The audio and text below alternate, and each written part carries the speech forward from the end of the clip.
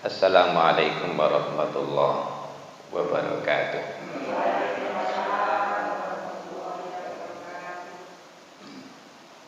Alhamdulillah alladzi hadana li hadza wa ma kunna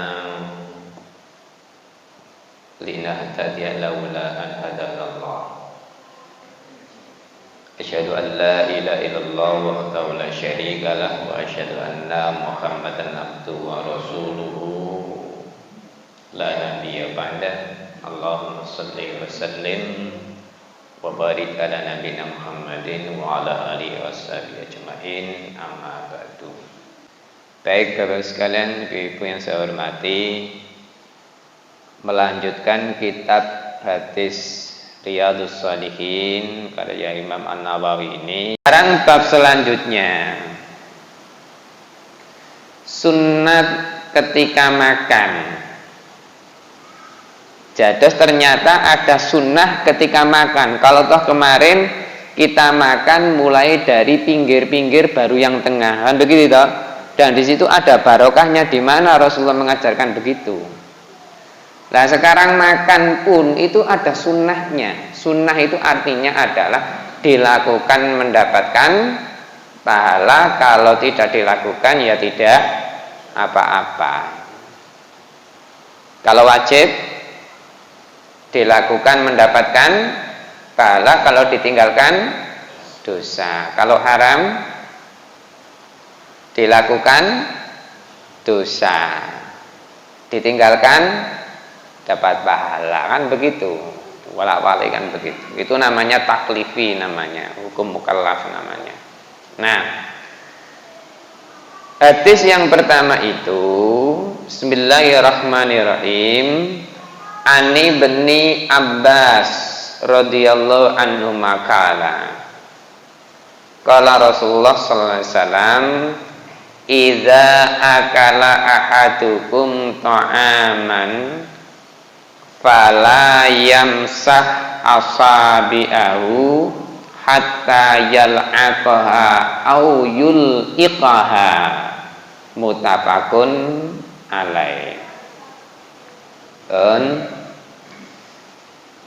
Jadi dari Rasulullah ini, hadisnya dari Ibnu Abbas, sanadnya itu gitu, bahwa Rasulullah SAW pernah bersabda begini, Bapak-Bapak sekalian, idza akala hadukum ta'aman, jikalau di antara salah satu dari kalian semua, umatku, jadi Rasulullah, ta'aman, lagi makan begitu, fala yamsah asabi'ahu, kemudian ketika selesai makan janganlah yamsah. Masaha yamsahu itu artinya mengusap. Makanya dalam wudu itu namanya mashur ra'si, mengusap kepala, bukan rambut tapi kepala, identik itu, artinya itu roksun. Karena apa? Sing jenenge rambut itu mesti nempel kepala. Berarti yang diusap itu ya kepalanya. Engko nek ngomong rambut, sakno sing ngapunten sing bodak gak ono rambuté, kan ngono. Lah teng ngusap endi gak ngusap kepala. Lah begitu. Jadi begitu cerdasnya Rasulullah ini. Artinya akhirnya apa? Mengusap kepala, bukan mengusap rambut. Karena rambut otomatis nempel kepala. Paham Mbak Bu ngeten iki? Paham nggih? Jadinya berarti nggak ada alasan ngapunten sing gondol apa sing botak kemudian tidak mengusap kepala. Aku ora ndek rambut ya, nggak usah diusap. Akhirnya begitu lah, begitu. Lah, ini konteksnya adalah ketika kalian selesai makan atau lagi makan itu, kemudian selesai, fala yamsah asabi'ahu, maka janganlah kalian itu mengusap asabi'. Asabi' itu jamak taksir dari usbu'un, pakai shot. Nek pakai sin, usbu'un itu adalah mingguan. Mingguan itu hari itu loh. Senin, Selasa, Rabu, Kamis sampai hari Ahad. Itu namanya usbu'un, seminggu. Tapi kalau pakai shot asabi'ah, jamak dari usbu'un pakai shot itu artinya jari-jari. Eling-eling kita ingat dulu nih RCTI mbiyen itu, sekarang mungkin sudah jari-jari mbiyen, Pak. Sekarang masih ada enggak orangnya itu? Acara jari-jari itu. Nah, maka janganlah mengusap jarinya. Jadi ketika makan, mau selesai makan, jangan diusap dulu jarinya. Tapi sunnahnya Rasulullah apa? Hatta yal'aqaha, sehingga ya toh sampailah dia ini menjilatinya. Jilatin apa, Pak? Ya jilati. Tapi bagi orang sekarang mungkin jijik. Tapi sebenarnya di situ adalah ada barokah. Au yul'iqaha, atau menjilatkannya, artinya untuk membersihkan sisa-sisa makanan yang menempel pada jari tersebut itu dijilati. Nah sekarang bagaimana Pak kalau pakai sendok sama garpu? Sendok sing dijilati. Lah, ini kan bahas idealnya Pak, Bu. Ideal itu berarti apa? Semaksimal mungkin ya toh, ayo kita makan pakai tangan. Saya itu kalau di rumah ya begitu Pak. Mau sayur sop atau apa namanya kunci atau apa itu sayur asem, saya tetap pakai apa? Tangan. Hadisnya Rasulullah begitu kok. Jadi berusaha untuk apa? Menjilati tadi makanan yang ada di jari-jari kita itu.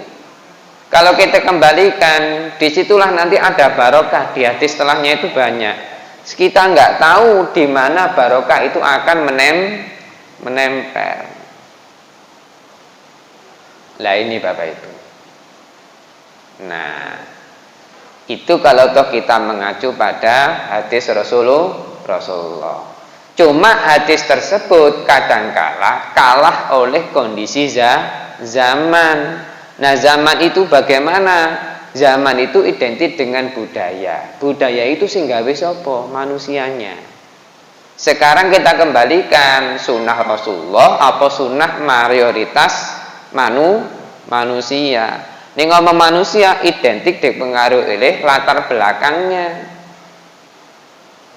Apa meneh zaman now? Zaman now, Pak Bu. Zaman now ini kenapa? Ya zaman sekarang ini. Ya kan? Begitu.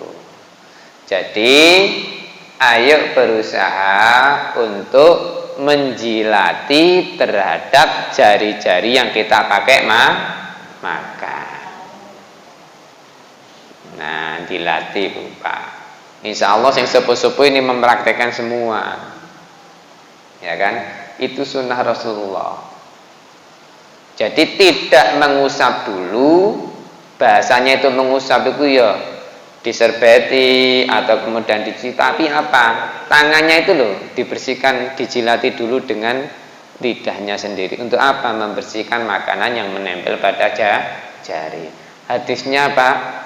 Sahih, muttafaqun alaih, Bukhari dan Muslim. Begitu. Nah, nek tangane bepetis ya apa, Pak? Ya segitu. ya artinya itu kan balik maneh. Mosok tangane dicelupno petis lho. Ya lambunge sing kena kan begitu ya. Kita ngomong yang ideal lah, begitu. Hadis yang nomor 2 itu wa an Ka'b bin Malik radhiyallahu anhu qala ra'aitu Rasulullah sallallahu alaihi wasallam ya'kulu bisalasi asabi'a fa idza faragha la'iqaha rawahu Muslim. Lah ini Pak, ini yang sekarang pro kontra itu. Pro kontra dalam arti memahaminya itu tadi. Apa? Dari Ka'ab bin Malik hadis ini sananya itu, Ka'ab bin Malik ini pernah melihat Rasulullah, pernah mengamati Rasulullah. Ro'a itu benar-benar mengamati Rasulullah, yakulu lagi makan Bapak Ibu. Jadi Rasulullah itu lagi makan bisalasi asabi'a, dengan menggunakan 3 jari. Yes. Fa idza faragha, maka apabila selesai makan tadi, la'iqlaha, kemudian Rasulullah menjilatinya, apa? Jari-jarinya. Ha itu kembali kepada jari. Sekarang konteksnya. Nah, ini namanya konteks fikihnya akhirnya begini. Kalau makan kurma yang disebutkan tadi, maka bisa pakai 3 jari karena biji. Tapi nek Rasulullah dulu kan nggak kenal sing jenenge rawon apa maneh soto. Soto Lamongan, soto daging, soto Lamongan, tomatur dan sebagainya lah. Kemudian, lah ini loh memahami sunnah itu, kemudian janganlah kaku. Gitu. Nah ini bahasane makanan nasi yang ada kuahnya, ini nggawa jari telu pripun Pak Bu? Ya logo rae koncone soalnya telung benar begitu akhirnya. Nah, berarti Bapak Ibu semuanya itu harus dikondisikan. Kalau hadisnya Rasulullah itu adalah berarti makanan yang cukup menggunakan 3 jari. Apa? Di situ menunjukkan Rasulullah itu etika, adab, sopan santun, dan tidak ada ketamaan, kerakusan, nggak ada. Jadi tamak rakusnya nggak ada. Ini sebakas tamak rakus itu, mohon maaf, ya dulu yang saya contohkan. Ada petis, ada ote-ote sama cabai. Kira-kira istiqomah pakai tangan kanan semua enggak? Enggak, pasti tangan kanan sama tangan kiri. Ini enggak ngono, enggak kedoman. Koncone soleh 5 dhek lagi siji ya. Nah, akhirnya istiqomahnya bagaimana? Ya sudah. Ote-ote ya pakai tangan kanan, kalau ada cabai ya pakai tangan kanan, kalau ditutulno petis ya pakai tangan kanan. Nah,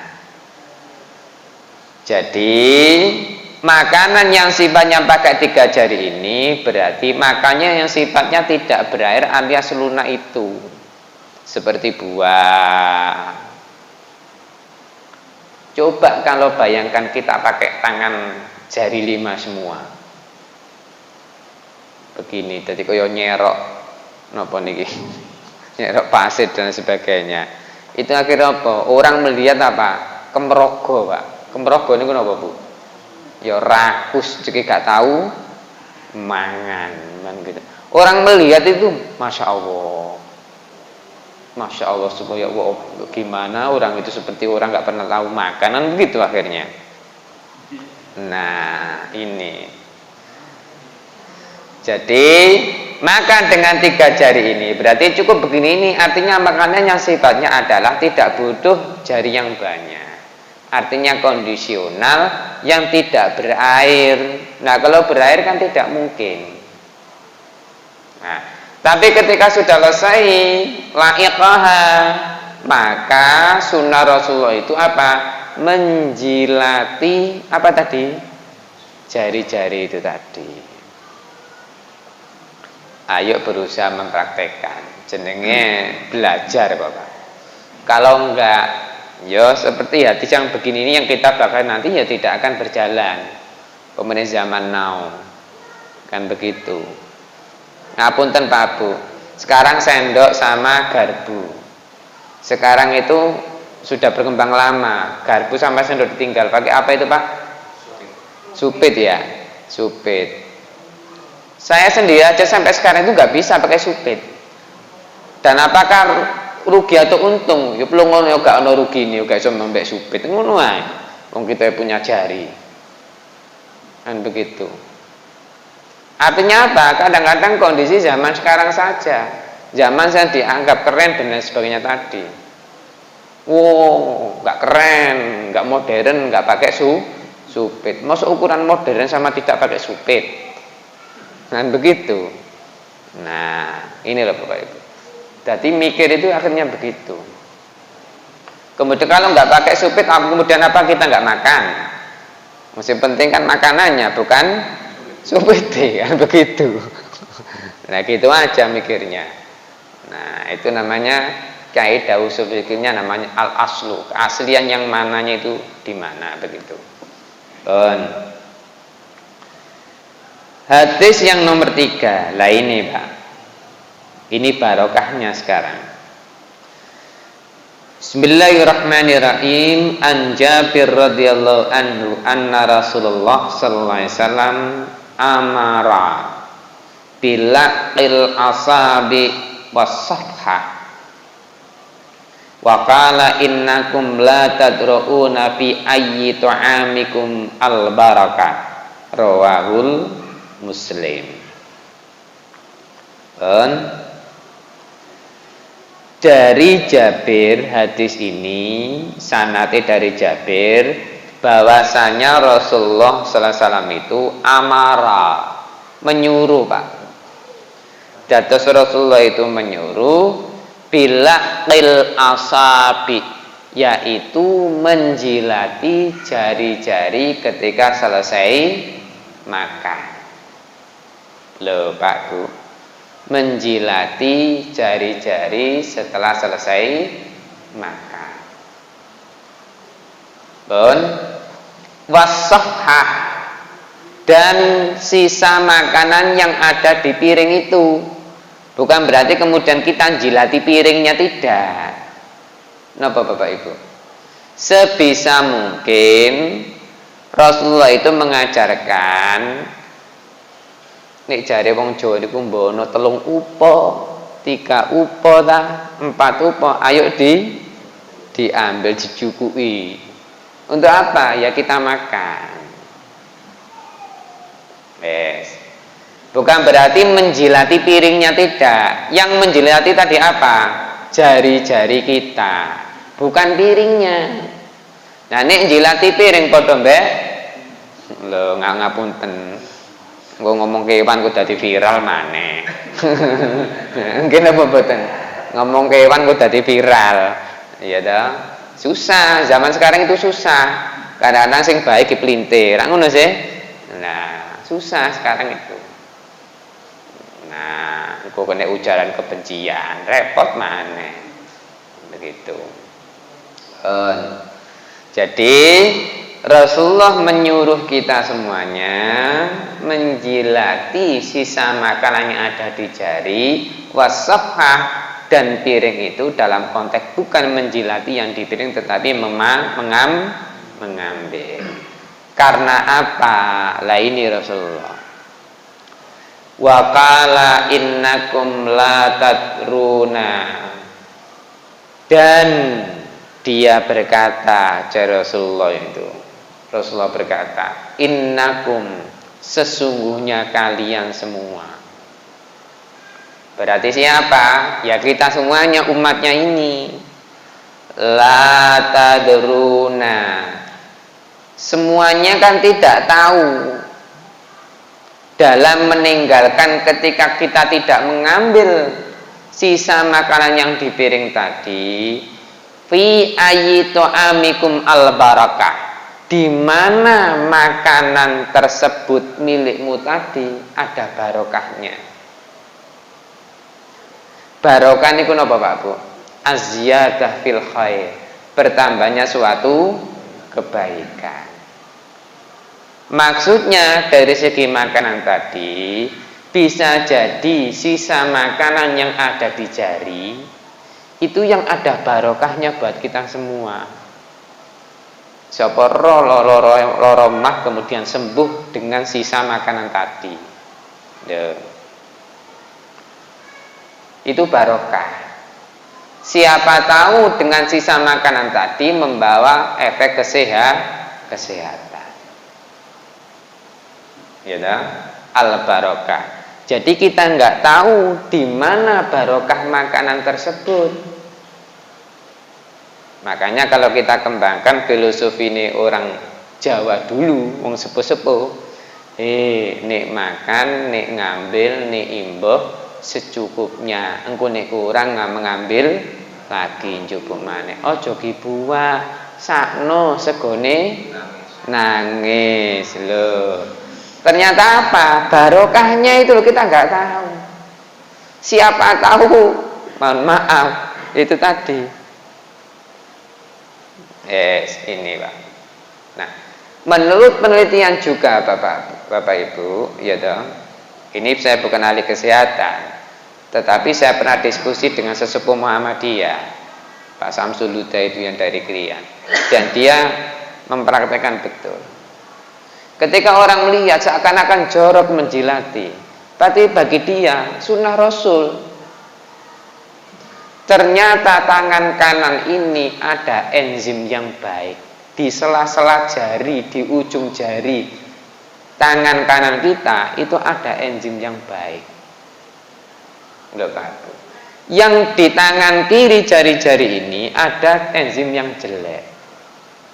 Mulanya kalau kita bahas hadis-hadis yang dulu-dulu itu, rahasianya kenapa kok Rasulullah selalu pakai tangan kanan? Berarti ada kebaikan. Diteliti oleh orang kesehatan, ternyata ada enzim yang baik. Ya kan? Kalau yang kiri otomatis enzim yang jelek. Ternyata enzim ini yang baik ini menyembuhkan apapun dan memberikan barokah dalam hidup kita. Nah, kalau kita kenal enzim paling yang odol pasta gigi toh. Roe anak nggone gigi tok ae. Padahal di sini ada semua. Tapi tidak pernah disampaikan, nggak pernah dibahas. Karena apa? Kalah dengan zaman modern, ada sendok, apalagi sekarang ada garpu, ada lagi tadi apa Pak? Supit. Supit itu yuyu gak tahu digawe. Nah ini contoh begitu. Lah. Jadi semuanya itu kenapa kok Rasulullah memakai dan sunnahnya menyuruh umatnya begitu, pasti ada rahasia yang terbaik, yang mana kadangkala belum pernah diungkap. Sebenarnya sudah diungkap tapi nggak pernah dipraktekkan. Lihat itu ahli kedokteran Ibnu Sina, ya kan? Jadi tokoh-tokoh pembaru Islam itu semuanya adalah filosof, ahli kesehatan, ahli fisika, kimia, itu dari tokoh-tokoh pembaru Islam semua. Ibnu Sina, ya Ibnu Rus, Muhammad Abduh, yang dulu-dulu itu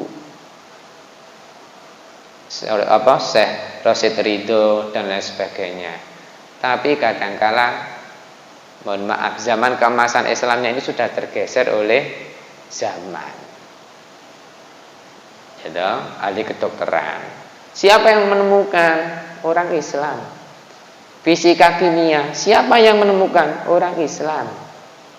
Semuanya orang Islam. Nah, cuma kadang-kala kader selanjutnya ini, orang selanjutnya ini kadang-kadang males. Begitu. Jadi membahas barokah tadi adalah bertambahnya suatu kebaikan, maka dari hadis itu kita tidak tahu di mana barokah makanan tersebut, maka seyukyanya kata Rasulullah, ayo kita habiskan dan kita bersihkan dalam konteks yang ada dalam piring kita. Jangan kemudian menghabiskan itu terangan itu Pak. Ini kumpul orang banyak yang seperti pertanyaan kemarin, ambillah makanan yang di dekatmu. Ini menurut terangan. lompat-lompat dan lain sebagainya itu. Pun jadi hadis-hadis ini tadi, ya dah, 3 hadis ini ayo kita pahamkan dalam diri kita, dalam keluarga kita, dan insya Allah membawa barokah. Amin ya rabbal alamin. Pun sudah isya, kita tutup bacaan kafaratul majelis. Subhanakallahumma bihamdika asyhadu an la ilaha illa anta astaghfiruka wa atubu ilaik. Walhamdulillahirabbil alamin. Assalamualaikum warahmatullahi wabarakatuh.